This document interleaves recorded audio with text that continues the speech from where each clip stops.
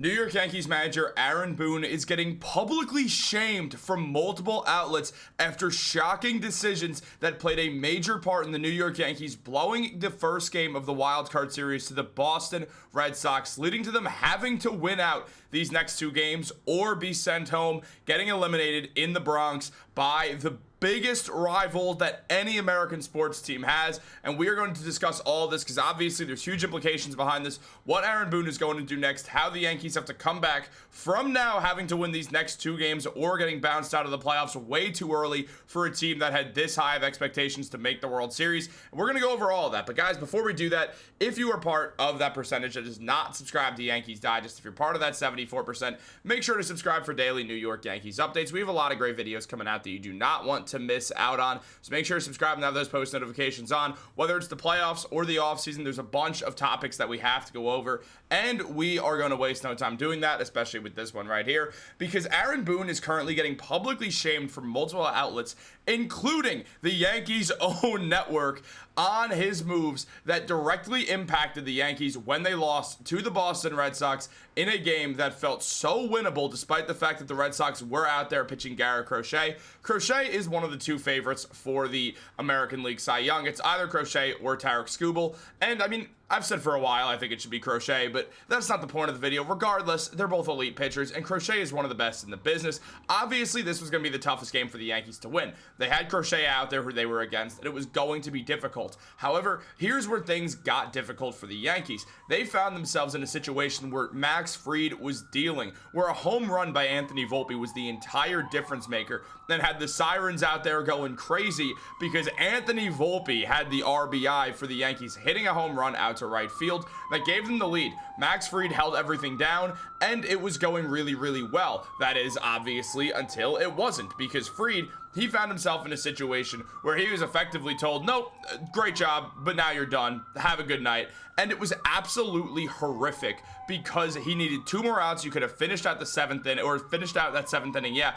And then you only have to pitch two relievers. Yeah, maybe Luke Weaver still goes in there and screws up. Maybe Devin Williams still goes in there. Who knows? Maybe Fernando Cruz goes in there, and you save David Bednar for that final inning regardless. But because Max Fried got taken out, everything changed. Now, Fried even talked about this, saying, I definitely exerted a lot of energy trying to get out of that, but I definitely had enough in the tank for whatever the team needed. However, Aaron Boone didn't care, and this came with major criticism from Michael Kay, who said, when I walked into the studio, I was all for the decision. You can't put your guy to where he can't go, and hasn't gone that far all year. But when you hear Aaron Boone say, you know, after he came in the sixth inning, just give me one more batter, well, why? It's the 8th and 9th batters in the lineup. This is your ace. This is the guy you gave an 8-year contract to. That's why you give the guy the money to be that person. To me, that sounds like a blueprint move. That's not the time for Weaver. That's the time to keep in Fried. You keep in Fried until Fried can't go any longer.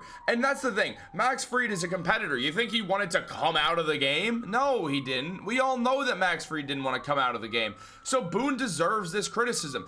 It's not like he had to pitch Fried into the 8th inning. Just have him finish out the 7th. Face the 8 and 9 hole guys. He was probably going to get him out anyway, and he's your best pitcher out there. We know the bullpen's had their struggles. We know Weaver's had his struggles. So it was just a clear misstep by Aaron Boone that led to the Yankees losing the lead, and obviously things just going horribly awry, and now the Yankees being down and having to win the next two games, which is certainly not going to be the easiest thing in the world for the Yankees to go out there and do. So obviously they're going to have to do it or they get eliminated. And I actually do have a lot of faith the Yankees are going to be able to pull this off and still win this series.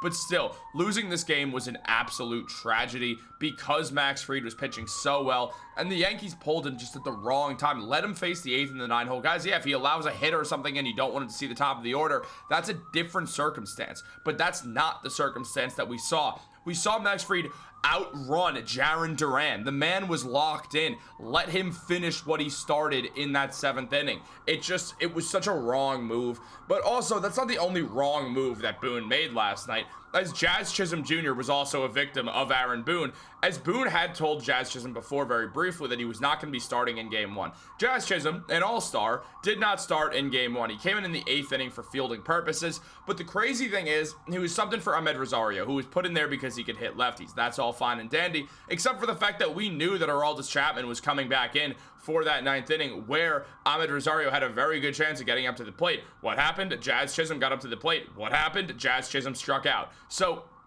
when we see that, when we see what happened there, it was just so infuriating to watch this whole situation go down where, I mean, first of all, Rosario would have gotten a chance to bat, and he's been good against Chapman. So if you really felt that way, you would have kept Rosario in, but you didn't. You stopped trusting him after he didn't get a hit. That's the issue at hand. Jazz is a guy who, with the Yankees, has batted with a 251 average, had 160 hits, 42 home runs, and 103 RBIs with 103 runs scored in his 176 Yankees games over his time now with the team. So it makes no sense to go out there and decide, you know what, nah, we're not going to play him.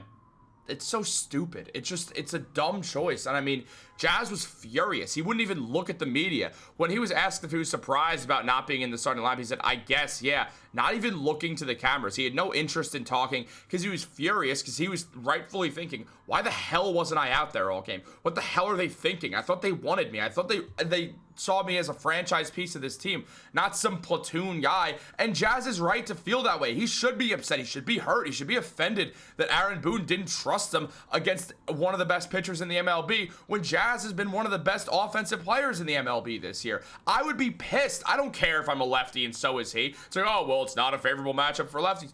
Screw you, Aaron Boone. No, absolutely not.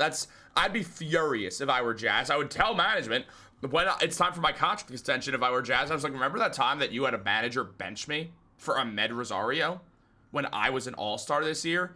Yeah, I don't want to play for that. I don't want to play for that guy. Maybe if you change managers and I know that I'm not getting benched when I'm having an all-star season, that's a different story because I like being a Yankee. As Jazz said, he wrote in the Players Tribune, I found my happiness again in pinstripes. This is not a happy Jazz right here, and why would he be happy? There's no reason to be after that BS.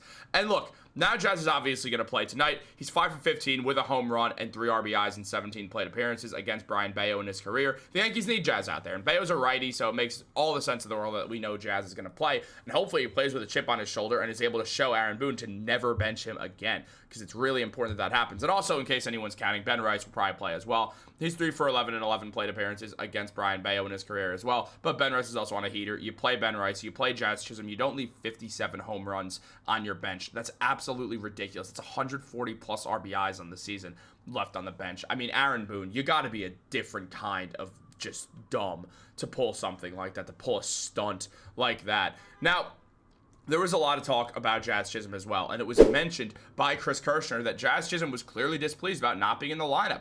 Had his back turned in the entire interview as reporters asked him about watching from the bench, said, I guess when asked if he was surprised that he wasn't playing, and when asked if he had a conversation with Aaron Boone, Jazz said, it's a little conversation after it, not much, just moving forwards after it. So Jazz is rightfully so upset, and Cameron Maybin, former New York Yankee who's now an MLB analyst, said, I'm not mad at Jazz. He should be pissed. The man just had a 30-30 season and then gets treated like a platoon player. It's unacceptable. The third player in the Yankees' history to achieve a 30-30 season, joining Bobby Bonds and Alfonso Soriano, and he got tossed onto the bench. The fact that that happened is so ridiculous. It's so backwards. It just makes no sense. And when we look at what happened, the Yankees are the first team in MLB postseason history to have the bases loaded with nobody out in the bottom of the ninth, but not score a run and lose the game.